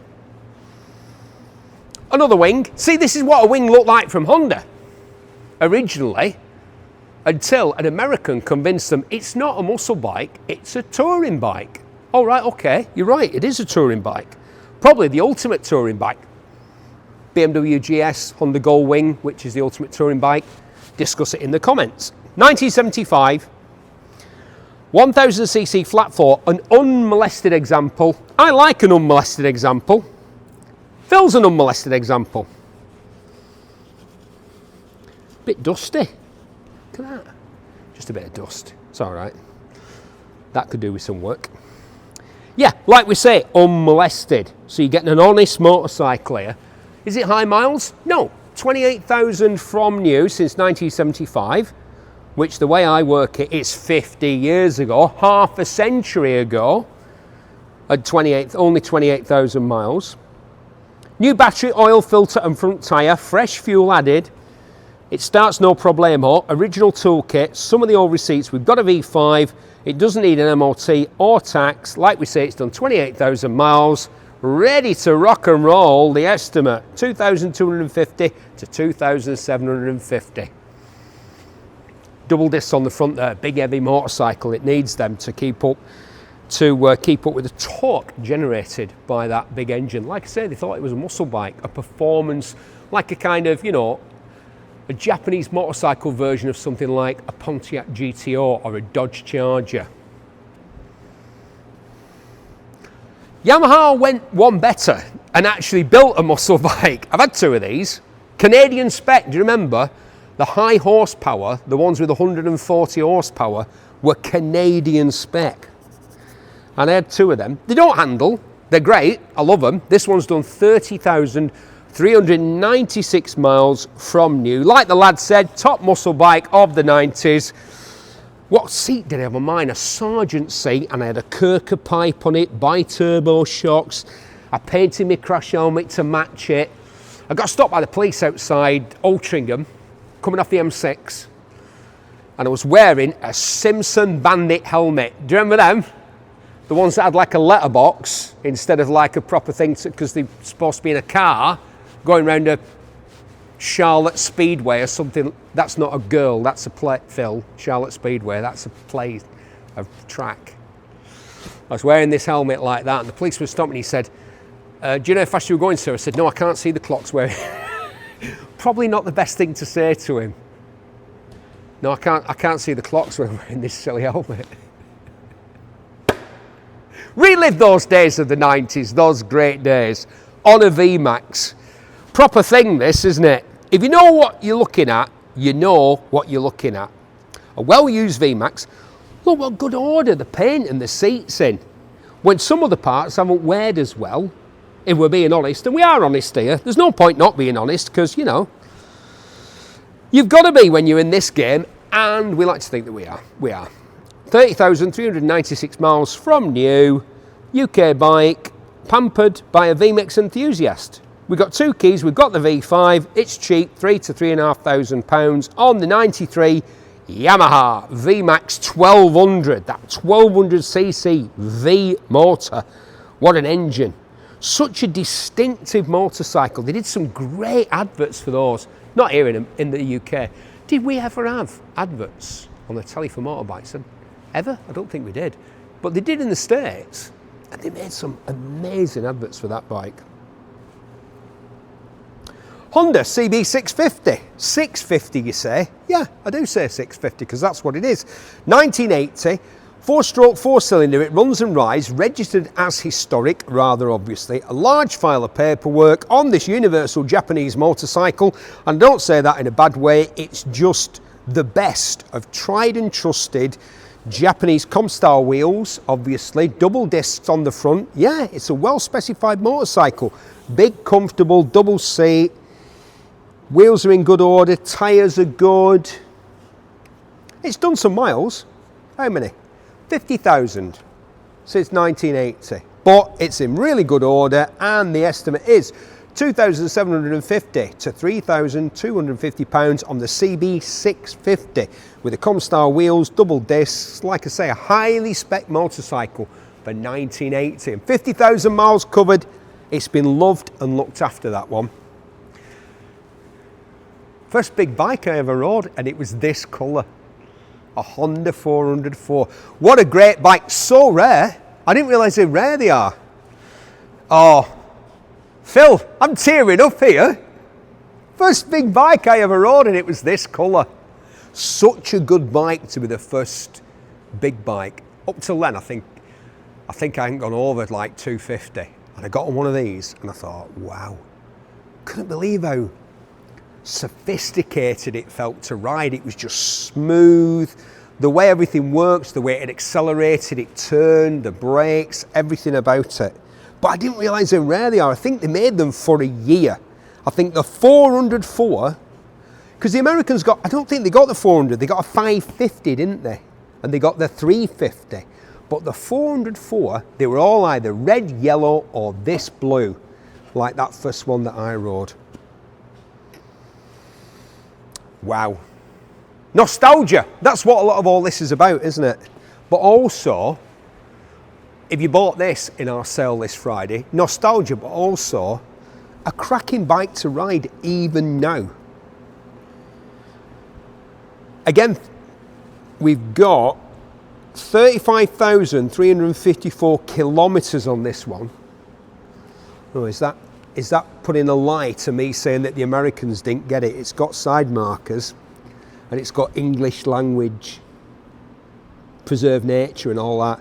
Always preserve nature. I look down at that and think, what, do you want me to like look after the squirrels or something? Wear a crash helmet. Oh, right, okay. Yeah, 35,354 kilometers, original unrestored condition. We've got the handbook and the service book, spare keys. We've got the V5, £3,000 to £3,500. What a fantastic motorcycle. Hey, what about this? 1972, is it? Yep, 72 Honda CB350F. A very rare early four-cylinder four-stroke. Yeah, four-cylinder 350. The bike that nobody asked for, but Honda gave us anyway. And I have a theory, I've been writing about this bike. I think Honda just built this 354 because they could. I think they built it to kind of cock a snook, yes, I'm going to say that, at the other Japanese manufacturers. Because of course they built a 350 twin that was actually faster and more powerful than this four-cylinder one. Yes, people wanted four cylinders in a bigger bike, but Honda thought, hey, what about having four cylinders in the 350? And because they could, they did. And they built a really sophisticated, high-quality motorcycle, which was quite expensive back in the day. This one's done some miles, 60,348 kilometers from new. So where's it coming from? The States? Is that in English on the back? Yep, it's in English. So,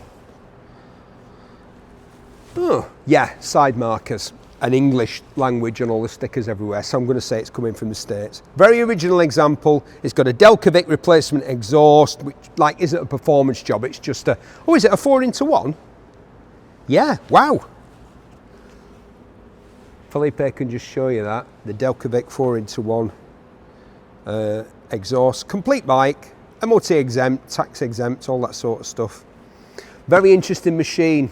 Honda engineering at its finest and Honda thinking. We make bikes for everybody, from a Dax to a fully dressed Goldwing. What about a tiny little version of the 750? What, like a 500? No, a 350. Yeah, go on then.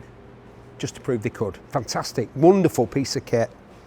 2,750 to 3,250. Now, be afraid, be very afraid.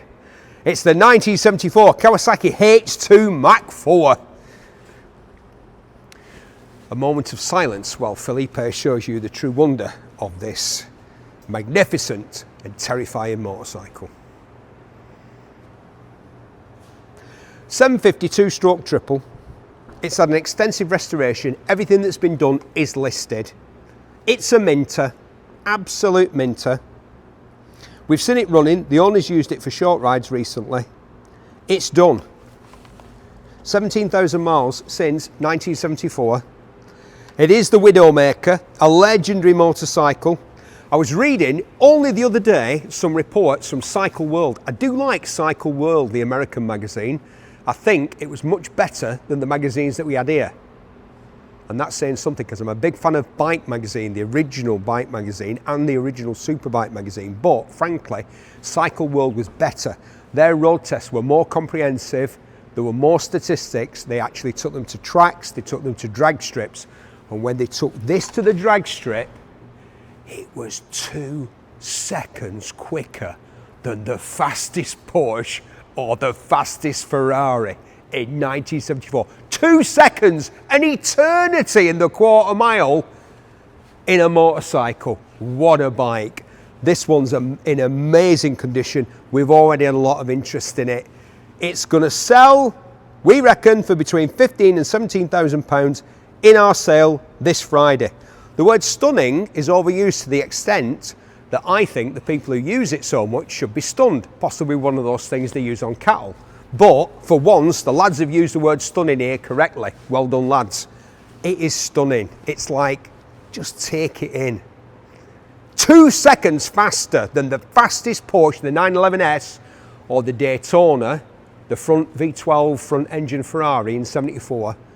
2 seconds faster in the quarter mile than either of those cars. Imagine that today. Wow. Can I just tell you quickly, because we're here, and Felipe can just go around for a moment, about our mezzanine. You're thinking, that's a big word, Berry. Yeah, mezzanine, because that's what that is. And that is a sign of the commitment that we have here at Manor Park to motorcycles, because the mezzanine has been created for the bikes. The bikes are all going to go up there, we're going to be up there, the car's down here. This is a unique facility. Heated, air conditioned, modern.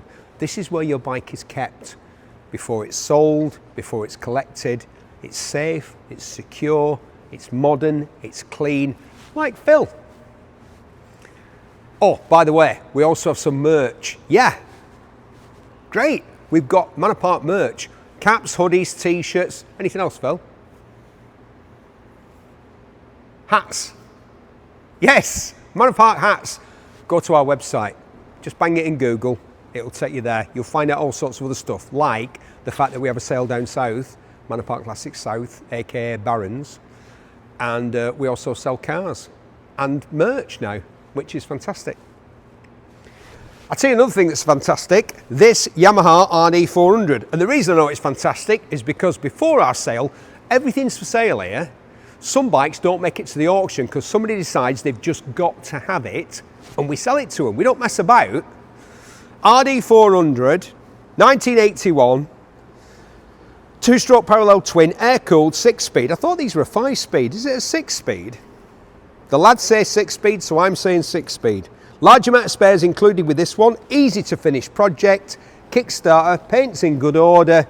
Needs going through, sorted out, which is why it's cheaper than these normally are. The estimate, £3,500 to £4,000 on the 27,800 miles. 27,800 miles since 1981 Yamaha RD400. Ducati 888 Corsa. That'd be the one up there. Look at that. We've put it on a pedestal for a reason, because it's a beautiful classic racing motorcycle. 88C 4-stroke Desmodromic V-twin, fully restored, one owner from new. Wow. Fully restored, one owner from new, ridden by the late Dave Jeffries. What a man. DJ, come on. Ridden by Dave Jeffries. Competed in the British Superbike Championship. Wow. The Bologna Bullet. That's what the lads are calling it. 1992, 888 Corsa with an amazing race history. £28,000 to £32,000. I'm not surprised. That's why we've put it up here. What a lovely thing. Are modern racing motorcycles as good looking as that? Answer, no, they're not. In many ways they are better. How you quantify that is complicated. I probably should write a book about it. I might do, probably won't. But will racing motorcycles ever be as good looking as that? No, sorry, I don't think they will. And what a sound it makes. Can you imagine the sound that comes out of there? Ooh. What a bike. Ducati Streetfighter S. That'd be this one. I'm going to sit down here, Phil, so that I don't get in the way. You show the good people how lovely this bike is. 2009 Ducati Streetfighter S. So it's an 1100 liquid cooled twin, 4 valves per cylinder, Desmodromic valve actuation. I think it was pioneered by Messerschmitt in fighter aircraft. Yeah, let's gloss over that unpleasantness. Service stamps on this one are from 847 miles, 2,000, 7,000 and 11,000. It's done since 2009, 12,776 miles. It's got Marchesini wheels, Termagoni exhaust, open clutch cover. There is carbon fibre everywhere. You look on this motorcycle, everywhere. all kinds of places you wouldn't even expect to find carbon fibre. It's got it. It looks amazing. It's a gorgeous motorcycle in absolutely fantastic condition. I don't know how they do it.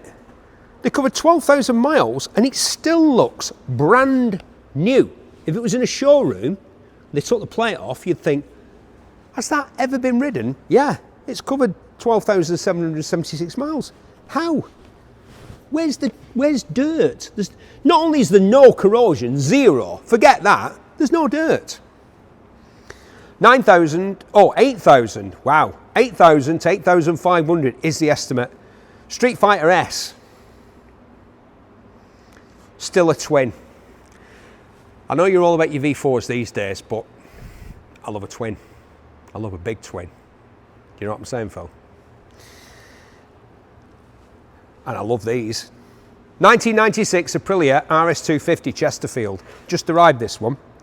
6-speed gearbox, 55 brake horsepower. We've got a full UK V5 on it. It's done 7,000 kilometres from new. How? How has it only done 7,000 kilometres in 30 years? How? Explain that to me. Because these are fantastic to ride. They are such great motorcycles. Look at that. 94 to 95 250cc Grand Prix world champion with Monsieur, I don't know why I'm saying that, he's Italian obviously, un idiot, Max Biaggi. Yeah, I had a Max Biaggi Day and Easy jacket, right? The Day and Easy sort of signature one, and it was orange. And for some reason, Max Biaggi looked really great in it. The Emperor they called him, didn't they? Because he was from Rome and he won things. He looked great in that orange leather jacket. I'm not sure I looked that great in it. In fact, quite a few people told me I didn't. I look like a nana.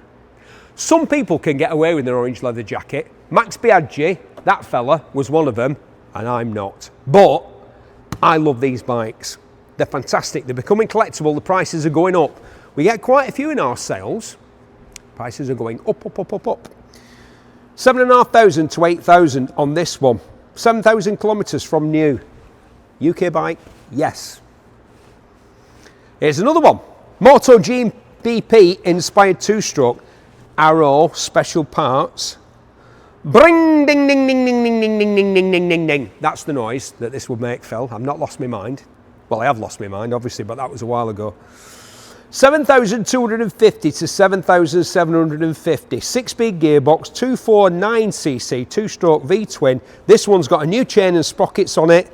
It's in good order. It's got those Arrow exhaust cans on the back. Apart from that, it looks pretty much standard, which is a wonderful thing. And the estimate on this one is 7,250 to 7,750 pounds. A few more miles on this one. Has it got miles or kilometres? Kilometre clocks? Yeah, baby. 14,226. Yeah, because it's digitalis, so we ended up with kilometres. BSA. I can't see a BSA here. Must be somewhere else. I'll tell you what, before we go to this one, we'll go to this one, which is the BSA A10 Rocket Gold Star Evocation. It's a rocker special, that one, isn't it? Down the Ace Café on a Friday night, put half a shilling in the jukebox, the Tornadoes, Telstar on the jukebox, off you go, up to the, what was it called? The cheese grater, the bridge that they all used to race across, the lads back in the day. I'm talking 60 years ago now, when this bike was new. 1961 this one's from. The glory days of British. Were we ever better at building motorbikes than we were in 1961? Probably not. This one has got a 650cc air-cooled overhead valve, parallel twin. It's a 4-stroke, of course, reconditioned paintwork. It's got all these evocative badges, Golden Jubilee of BSA, which is 2008. Look at that, BSA, Birmingham Small Arms Motorcycles, proprietors, Birmingham. Once the centre of motorcycle production in the world. I remember there was a sign up in an old motorbike dealers in Altrincham, just up the road from here, in Leafy Cheshire, like we are, and they had a sign, 1 in 4 is a BSA, with a picture of BSA's latest bike. And I said to the bloke, wow, was 1 in 4 of the motorcycles in the UK a BSA? He said, no, 1 in 4 of the motorcycles in the world was a BSA. 1961, Rocket Gold Star. Not a Gold Star, of course, that was a single. This is a twin. 4,500 to 5,000 miles, 32,000 miles it's done in the last 64 years. The estimate, 4,500 to 5,000 pounds. BSA Bantam. Again, this is why 1 in 4 was a BSA, because they also built, as well as beautiful sporting motorbikes, like that Rocket Gold Star Evocation there, they built tiddlers like this, a BSA Bantam. I think the original design was based on something that we nicked off DKW after the war. Get in the comments and tell me why that is an incorrect assertion, if you like. But if you wanted a little tiddler like this BSA Bantam 172, air-cooled single-cylinder two-stroke, a simple get-to-work motorcycle, but look how lovely it is. Look at all the bright work, that fantastic badge there, all the chrome plating, beautiful design. It's all contoured and it's done with love and it's done with care and it's done with some expense to say to people, yeah, you can only afford a Bantam. It's a 175, but we're going to make it look great. We're going to make it look sporty and attractive and even a little bit sexy, and you will love this motorcycle. 1970 this one's from. Really? Wow, is it? 1970. I think it looks like, in a good way, much older than that. But no, they were still at it, building these in 1970. It's had a sympathetic restoration, as they say. Yeah, they've not taken away its patina, or patina, whichever you prefer.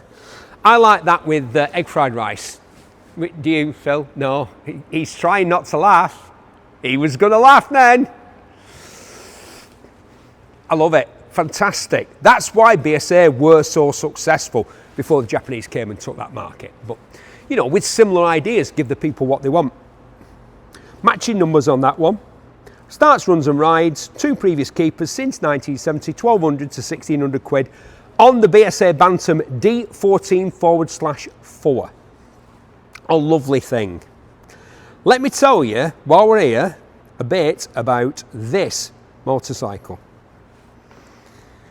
It's a Yamaha RD400LC, a new built pre-production model, dual crankshaft V4, yeah, dual crankshaft. The race bike used a single crank V4, but that would have been it. Yamaha thought that's going to be a bit much for people riding on the road. The road bike got a twin crank arrangement, effectively functioning as 2 parallel engines with separate cranks. The guy who built this spent 23 years sourcing and collecting new old stock parts. Using an 84 pre-production frame as a base, then building the bike up to where it is now, so there's a complete motorcycle. The other parts are all available. We've got all of them there. Do you see on that photo? All of the parts, and they are all new old stock Yamaha parts. 23 years it took for him to find everything to build a brand new RD400LC. This will not be done again. It would be impossible. I was at the Stafford Classic Bike Show. We had this bike on display on the Manor Park stand. A various enthusiast came and educated us, and we did appreciate that, lads. We might have chunnered and called you rude names, but we do appreciate being told facts, actual facts about this motorcycle. Like the guy said, that rubber grommet there, that gasket that goes around the headlight, is completely impossible to get your hands on. The last one he saw that was new of them was for sale for €500. That's why it would be impossible to do what this guy did and bring a whole brand new RD400LC together to create a brand new bike that never really existed. 28,000 to 32,000 pounds. Yeah, because like I said, unique, one of one. It'll never happen again. 23 years of searching, combing the world to bring together all the parts. And we've got the proof. He kept all the receipts, he kept all the bags with barcodes or pre-barcodes with like part numbers printed on them. All official Yamaha, all of it. Every single thing, every nut, every screw, every grommet, everything, every wire Yamaha, official Yamaha new old stock, 28,000 to 32,000 on the 84 Yamaha 500 LC.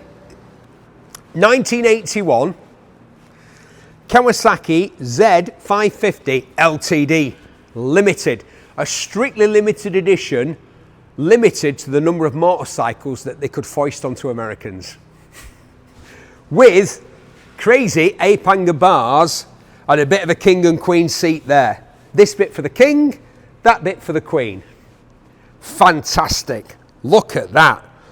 Hey, look at these bars, Phil. Oh, hold on a minute. I was going to say I'll get on it, but not in these trousers. Not today, sir. No reserve on this one. Spares or repairs. Project. Oh, right. Now, the lads told me that there's an almost complete motorcycle that comes with this. I think apart from forks and one other thing, which may have been the engine. No, it wasn't the engine. There's almost a complete bike that comes as spares with this. Project. Something to keep you busy over the winter. Instead of having an affair, don't go online and get a woman in the next town or what. Don't do that, he said from experience. No, don't do that. Instead, get this and as a project. Maybe sell those to somebody else. Not that keen. Just put some rubber. I'd keep these bars though, I like them. I'd wear an open face helmet if I rode this down the road. Is it purple? Phil, is this bike purple? What do you think? Answers on a postcard. Or is it black? I think this red Porsche that's next might be making it look a bit purple. Bit of a project, no reserve. Z550 LTD with almost a complete bike in spares, no reserve, to sell this Friday in our motorcycle sale. Don't forget 15% on the hammer price and a £300 minimum charge on each bike. An Ossa, a mate of mine mentioned this, he said, you've got an Ossa, a Dossa. I thought he said we got a Dossa. I said, we don't have Dossas at Manor Park. Those people are rejected. We've got some big handy lads here. No, we don't have that, but we do have an Ossa. And I remember these because I bought, do you remember On Two Wheels? Not you, Phil, you're too young. Although you do look quite a bit older than you actually are. I don't know if anybody's that mentioned it to you. Bit cruel, but you know, home truths. On Two Wheels was in weekly parts. You got a free binder. Do you remember that? You get a free binder. I thought, I'm getting that. I was working when I was 13. I had life up north in it on Berry Market, so I had my own money. I thought, I'm going to buy that. You get a free binder. And I remember reading about Ossa. And then I went up to Jim Sandyford's shop on Walmsley Road in Bury, and as well as the Montessors and Bultacos, there was an Ossa. And I thought, I'm going to get one of them when I get a bit older, and I never did. Maybe this is that lost opportunity. Funny, wasn't it? Spanish bike manufacturers. Montesa, Bultaco, Ossa. What year is it from this? It's hard to tell. 1977. We don't know too much else about it. It's a 250. Well, it says that on the side. I've been caught out like that before. And that motor doesn't half look like the one that was in a Bultaco. But it's not a Bultaco. 4-leaf clover. I wonder how many people would think this was an Irish motorbike. To be sure. A few, to be sure. Yeah. If you know what you're looking at, you know exactly what that is. 1,500 to 2 grand. We don't know much more about it. An Ossa TR77 from 1977. 250 engine, single cylinder obviously. Got a big old pipe coming out there. Wow. 1,500 quid to 2 grand is the S. Good, honest little 125cc Suzuki. A Suzuki GN125. Great little first bike. My mate came to motorcycling in middle life, 44. He's had all sorts now. He's had a Hayabusa, ZZR 1400. He started on one of these. Great little first bike. This one's from 2006. Cruiser style, low mileage. It's done 10,875 miles. It's had a new carb on it, you can tell. A recent new battery. We've got the V5, low seat height. One for the ladies, or maybe Phil. 2006, no reserve on that lovely little Suzuki GN125, which has the lads doing the job as they do brilliantly. Point out, great first bike for people. Moto Morini 3.5 Strada. Now, this is the Strada, so it's got flatter bars than the Sport. We were discussing this. They sold hardly any of these when they were new because although they're a high quality motorcycle with a high specification, the unique characteristics of that 350cc V-twin engine, they were very expensive compared to a lot of Japanese stuff at the time, back in 1979. And so as a consequence, the lads, because the average age of a motorcycle buyer, a new motorcycle buyer in 1979, and the average age of a new motorcycle buyer today, very different. Back in the day, it was the lads, and they'd get Superbike or Bike Magazine and they'd say, right, I'm going to buy a whiz-bang Suzuki Yamaha / Honda Kawasaki, whatever. They wouldn't think, hold on a minute, let's look for the subtle qualities inherent in the Marini, and let's appreciate those and buy one of these instead. So very few of these were actually sold new in the UK, but we seem to get them here at Manor Park. My pal had one of these. He loved it. Like we say, no ball of fire, but a sophisticated, high quality, distinctive motorcycle. The Marini 3.5 Strada, much flatter, easier to live with bars than the Sport, which had sort of clip-ons. It might have had actual clip-ons, because sometimes clip-ons just look like clip-ons, but they don't clip to the fork leg. Good looking motorcycle. What mileage has it done? 23,488 in miles. Yep, it's a UK bike in miles. We've got the original owner's manual. The cam belt was changed in 2014. Factory paintwork. Original condition. Original. 2 new air filters. 2 new carb gasket sets. Mechanically sound. Needs a check over before use. We've got the V5. As I said, nearly 25,000 miles since 1979, 2,750 to 3,250. A rare, distinctive, unusual, classic bike. I'm just surprised how many we get here. I'm surprised by all sorts of things that happen at Manor Park, but surprised by that. Not by this. Lambretta, Innocenti Lambretta, ricambio originale. I learned in 1984, I went to Italy with a book. That book was a list of every Lambretta dealer in the world. We started in the Italian section and we drove around Italy, me and my pal John. We walked into the dealerships. If they still existed, some had gone, some had changed to Peugeot, Malaguti, Honda, Yamaha. Some were still there.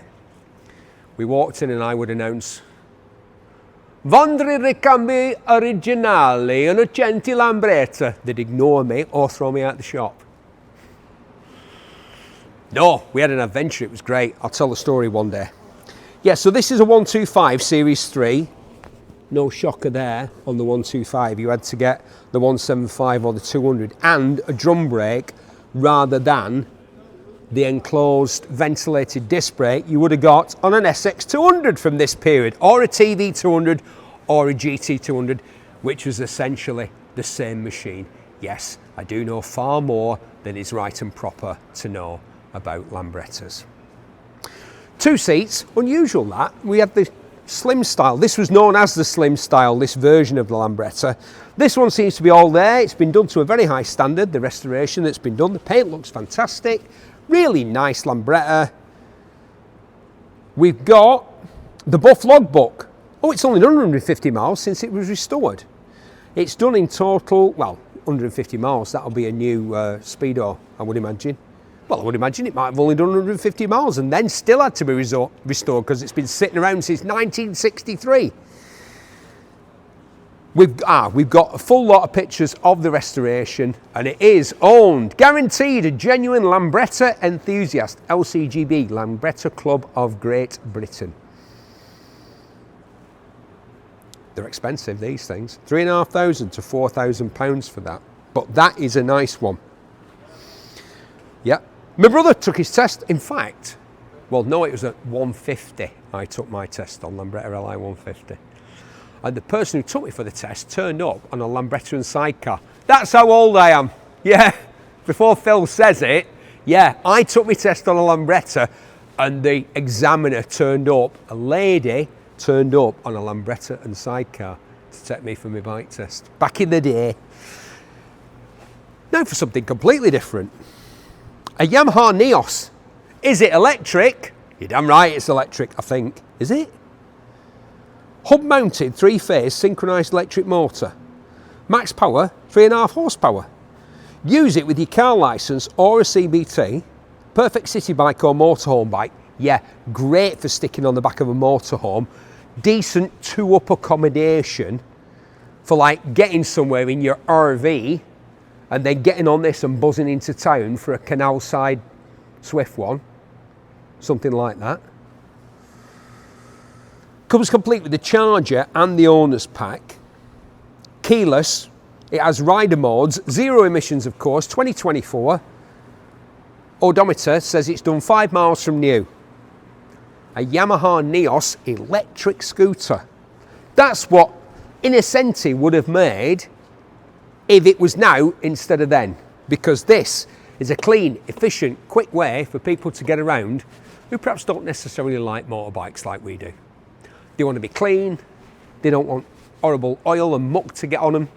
They want it to be easy to ride, rev and go. They want it to be quiet. All those things, that's what some people want. That might be you. Get registering to bid in our sale this Friday. £2,000 to £2,500 on that, brand new, to be honest. Says 2024, it's done 5 miles. Yamaha Neos electric scooter. Laverde Jota. That's what I like about Manor Park. An electric scooter.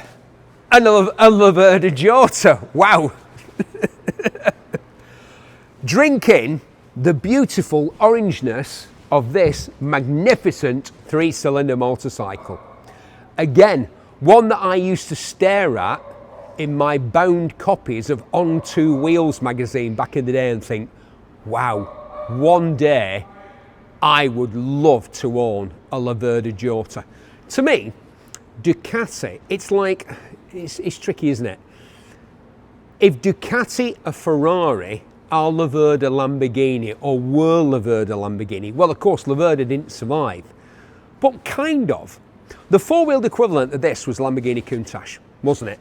This was the fastest bike in the world. I remember it being in the Guinness Book of Records. It clearly said Norris McWhirter, or perhaps it was Ross's brother, hard to tell, they were twins, wrote in the Guinness Book of Records, the world's fastest production motorcycle is the Laverde Jota 1000.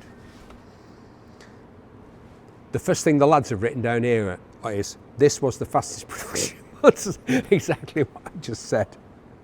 Starts, runs and rides, a stunning restoration. Felipe's showing you all that. Look at this beautiful orange paintwork. What a great badge as well. Wow. How evocative is this? What a beast of a bike.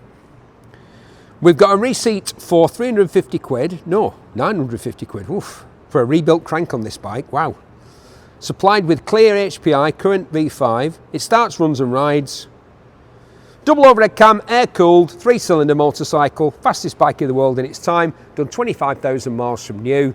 It's a total classic, it's an absolute beast, and it's got incredible presence. Like I said, 1979, the four-wheeled equivalent of this was a Lamborghini Countach. However, you can't have a Lamborghini Countach for between £12,000 and £14,000. But you could have this, which for me would be better. Suzuki U50. I've heard of Jota. Suzuki U50. Totally original 1960s scooter. Is it a scooter, lads, upstairs, who write these things, or is it a scooterette? A scooter is a Lambretta or a Vespa. This has got a step-through design. You can step through like that. However, it's got big wheels. And the reason these things have got big wheels is because of Mr. Honda. I know this is a Suzuki that looks like a Honda because it's red with white leg shields. I thought it was a Honda at first, till I looked at the badge that said Suzuki. There's an S there, Suzuki, which rather optimistically goes up to 80 miles an hour. The Speedo goes to 80 miles an hour. That is the definition of optimism. If you look that up in the dictionary, there's a picture of the Speedo on a U50 showing 80 miles an hour as the speed there. It also shows you the direction. It points to the direction that the Speedo goes. Oh, right, so that it goes round clockwise, does it? Yes, it goes clockwise. We've got the V5. It's only had one owner since 1968, or the V5's showing only one owner. It's only done 1,627 miles. It's MOT and tax exempt. That's all we know. It's totally original. And the estimate is near reserve on, look, it's got Posi Force. Ends oil gas mixing. So pre-mix. Yeah. So instead of putting two-stroke oil in it, it mixes it itself in 1968. And here are the people who invented. No reserve on that one. With Posi Force. Honda C70. No reserve. No reserve on the C70. People collect these, they pay a lot of money for them. 72 4-stroke, because it's a Honda. None of that 2-stroke nonsense. Mr. Honda, he had no truck with it, did he? Didn't like it. Preferred 4-stroke. 3-speed, semi-automatic, nearly a complete restoration. Large amounts of spare parts included with this one. We've got the V5. It's done nearly 14,000 miles since 1980. And there is near reserve on the Honda, the plaque, the chicken chaser, whatever you want to call it. Sorry if you find those terms disparaging. I think it is one of the 3 most significant powered two-wheelers ever created. You probably do as well. No reserve. A Jawa. I've had one of these. Walk this way, Felipe. I think this bike held some sort of record for, weirdly, for the amount of power generated per cc at one time, because it's got a 350cc twin-cylinder 2-stroke, and famously, the gear selector was also the kickstarter, except I'm not sure if it is on this one, because this one is electric start. Yeah, by 2018. 2018? The one I had was from 1976. Look, it's got a disc brake on a Jawa. Wow, what an oddball this is. Is it a UK bike? I had no idea they were still selling these things making these things in 2018. Suddenly something's popped into my head that Bajaj, the Indian motorcycle and scooter manufacturer, might have got involved. Because of course these things are made in Czechoslovakia or the Czech Republic, whichever name you want to give to that part of the world. 4-speed gearbox in 2018. What an oddball. What an oddball thing to have in 2018. I love the one I had. Like I said, it was a 1976. I sold it to a fella who turned up with his son, and I have to say his son, and I don't mean this in a nasty way, was a hipster. He had big turn-ups on his jeans, and he had like a flannel shirt, and he had mutton chop whiskers like Phil. Mutton chop whiskers like that. And like what the Canadians would call a toque, like a floppy hat. And he said he was going to make a bobber out of it, but he couldn't start it. He could. I showed him that many times how to kickstart it. In the end, I'm a patient man, Phil will tell you. In the end, I gave up. This has got electric start. They took it away in a van. Digitalis here on the Speedo instead of a big old-fashioned one. What an oddball, what an oddity. Where would you find another? Well, you don't need another, but you might need this one in our sale this Friday. 2-stroke twin, no reserve, 4,000, get this, guess what it's done in mileage? 4,444. That's the universe sending a message to one of you lot out there saying, you know that bike with all the 4s? That's the bike for you. It's the bike for you. Yeah. Got a top box on there with a bit of a backrest there. It's got grab rails there. Oh, and then they're not grab rails because there are no rear pegs. No, this is a one-man machine or one-woman machine, this one. I love the oddball stuff. I love the superbikes, the Blades, the Ducatis, the Harleys and all that. But I do like some of the more unusual, rare, well, very unusual, almost eccentric motorcycles that we get here at Manor Park. That looks like shaft drive. It's not. It's an enclosed chain. Because it was good honest transport back in the day. No reserve on that one. I think that's it. Is that it? Right. Don't forget, the sale is this Friday. We start at 11 o'clock sharp. We've got viewing tomorrow, which is Wednesday and Thursday. Viewing starts at, Phil, hold on, I'll get a message from Phil, 10 o'clock. 11 o'clock. Noon. Yay! Viewing starts at noon, Wednesday and Thursday. The sale is Friday at 11 o'clock. Get online, register to bid. Don't forget, in addition to the estimates that I've quoted, and they are only estimates, there is a buyer's premium of 15% on the hammer price. When Tom brings his hammer down, there's 15% on top of that if you're the buyer, and there's a minimum £300 charge on each machine in our bike sale, our December bike sale this Friday at Manor Park Classics.